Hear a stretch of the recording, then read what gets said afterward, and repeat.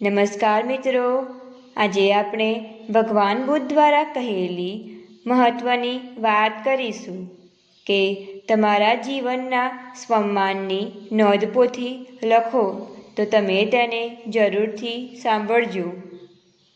તમારા મજબૂત પાસાઓની ક્યારેક તમારે યાદી કરવી જોઈએ. તમારા ભૂતકાળ ઉપર નજર નાખીને તમે જન્મ્યા ત્યારથી માંડીને જે કઈ બાબતોની લોકોએ પ્રશંસા કરી હોય તેની નોંધ કરો. જ્યારે તમે આ કરશો, તમને ખાતરી થશે કે ઘણીવાર લોકોએ તમારી પ્રશંસા કરી છે.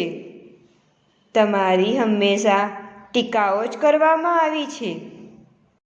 એ તો તમારા મન ઉપર થયેલી પીડાની ગ્રંથિના વિચારની અસર છે અને એમાં જરાય સત્ય નથી.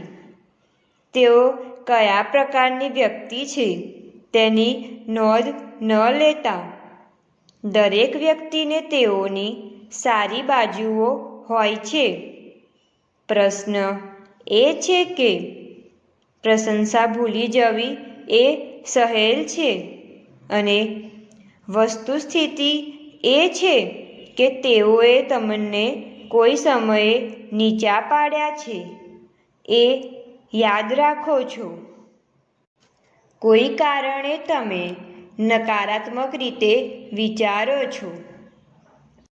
આમ હોવાથી મને લાગે છે કે તમારે સૌએ તમારા જીવનના ભૂતકાળને વિશે વિચારવું અને તમારા જીવનની પ્રશંસાના બધા પ્રસંગોની યાદી કરવી.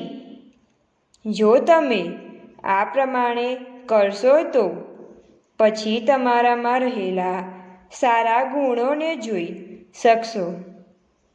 આ પ્રમાણે યાદી નહીં બનાવો ત્યાં સુધી તમને એ દેખાશે નહીં. પછી થશે એવું કે કંઈક નહીં ધારેલું બનીને ઊભું રહેશે.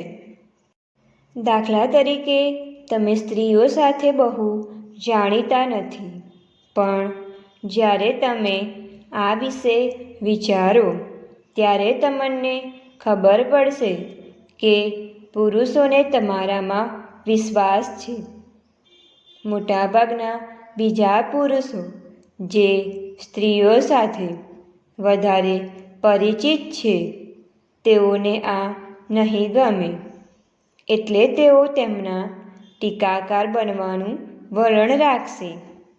બીજી બાજુ એ છે કે પુરુષો એવી વ્યક્તિઓની સંગાથમાં હળવા રહી શકે છે જે વ્યક્તિઓ સ્ત્રીઓમાં પ્રચલિત નથી. એટલે તે બીજાઓને હલકા ફૂલ રાખે છે અને આ તમારું મજબૂત પાસાઓમાંનું એક બની શકે. તમારે તમારા ચારિત્ર્યને સુઘડ રાખવું જોઈએ જેથી તમે કામ સારી રીતે કરી શકો અને બીજા માણસો સાથે સહકાર સારો સાધી શકો. જો તમે આમ કરશો તો સ્ત્રીઓના ધ્યાનમાં આવશે કે તમે પુરુષોમાં ઘણા જાણીતા છો. પછી તેમને તમારામાં રસ ઊભો થશે. તેઓ વિચારશે કે પુરુષોમાં તમારી સારી પ્રતિષ્ઠા છે, એટલે તમે ઘણી સારી વ્યક્તિ છો.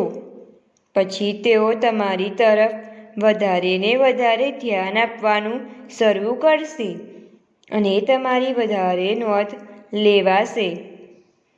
તમારી ચેતનાને આદર્શ ઊંચાઈની કક્ષાએ લઈ જવાનો સિદ્ધાંત હંમેશા વિચારો અને તમારી આત્મખોજ કરવાની ચાલુ રાખો.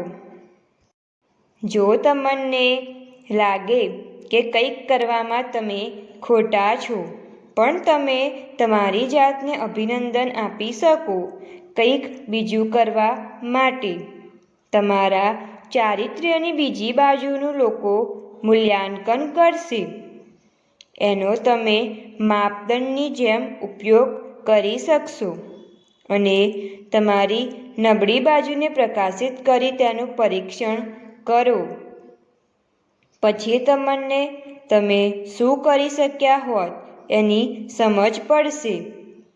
જે લોકોને પોતાના ચારિત્ર્યમાં કોઈનું આદર્શનું પાસું નથી હોતું, તેઓને ખરેખર મુશ્કેલી છે કે એમણે શું કરવું જોઈએ એની ખબર નથી. આવા લોકોએ આત્મચિંતનની ટેવ પાડવી એ યોગ્ય છે, પણ એ પહેલાં તેઓએ સકારાત્મક આત્મસિદ્ધિ અને આત્મશ્રદ્ધાના વિકાસ પર કેન્દ્રિત થવું જોઈએ. અંતમાં એટલું કહીશ કે તમારે પણ આત્મચિંતનની ટેવ પાડવી જોઈએ અને આવા વિડીયો જોવા માટે અમારી ચેનલને લાઈક, શેર એન્ડ સબસ્ક્રાઈબ જરૂરથી કરો.